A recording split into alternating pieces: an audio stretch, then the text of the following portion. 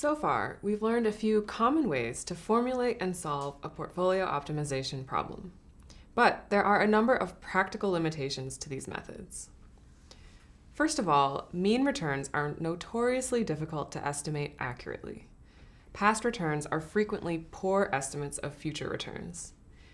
To mitigate this problem, people frequently avoid estimating returns directly altogether. We've already introduced one possible solution, which is to simply minimize the difference between your portfolio weights and another set of target weights.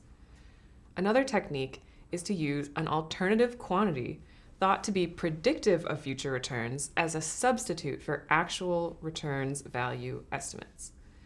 We're going to talk more about these methods in a future lesson.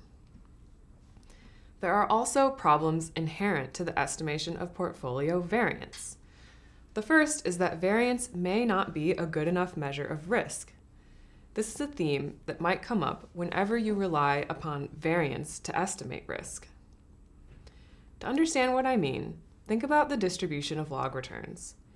If the distribution has a different shape on the left side than on the right, this means there's a different probability of getting very high positive returns than getting very high negative returns.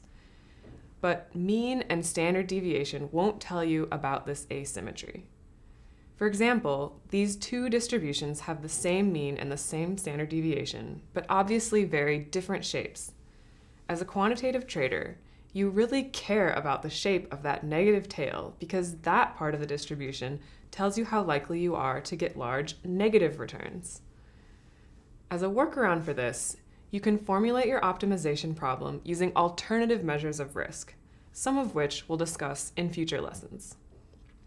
Furthermore, the need to estimate an n by n covariance matrix, where n is the number of assets in your portfolio, means the problem size grows very quickly as the number of assets increases and the matrix becomes very large. Estimating large numbers of parameters introduces the possibility of aggregating many estimation errors. When the number of stocks, n, is of the same order of magnitude as the number of historical return data points per stock, t, the total number of parameters to estimate in the covariance matrix is of the same order as the total size of the dataset, which is problematic.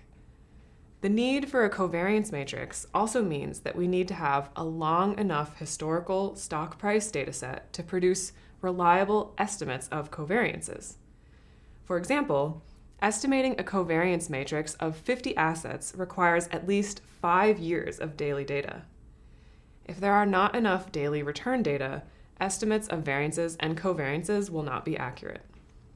But in fact, any estimate is noisy. How do you handle noise? Well, instead of using raw values of quantities like means, you can utilize their ranks so that you only keep track of their relative magnitude. You can also simply include a term in the objective function to penalize turnover. This means that by default, you are less likely to trade.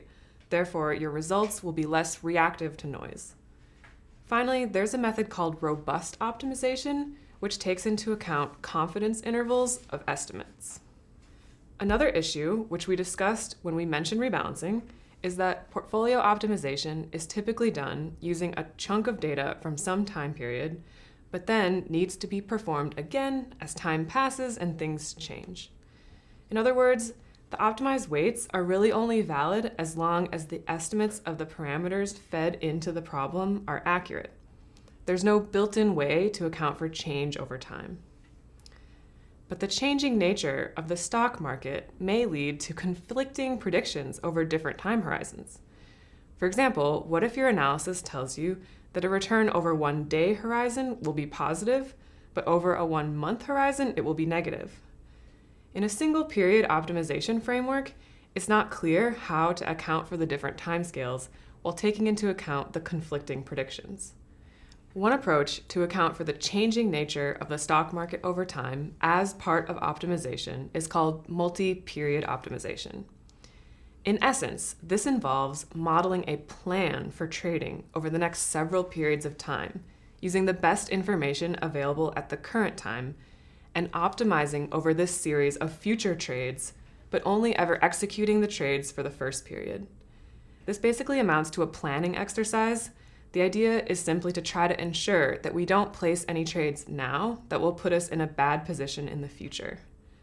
In the example I just mentioned, where we have a prediction that returns over one day will be positive, but returns over 1 month will be negative, we can see intuitively that it makes sense to go long and then short to take advantage of these predictions if transaction costs are low, but to refrain from trading if transaction costs are high.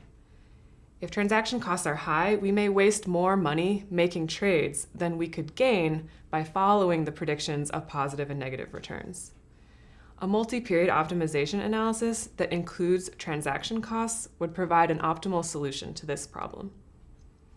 Another difficulty of portfolio optimization is the ambiguity about how to deal with transaction costs. Every time we make trades to rebalance a portfolio, we incur trading costs, but in general, they are difficult to precisely model. In order to account for them, we model them as being proportional to turnover, the sum total of changes in portfolio weights. But you can also include measures of turnover in the optimization problem formulation, either as a constraint or as a term to minimize in the objective function. To address some of these weaknesses, factor-based models of risk are often seen as more practical. But if this discussion seemed rather abstract to you, just hang on. Many of these topics will be elaborated upon in a future lesson.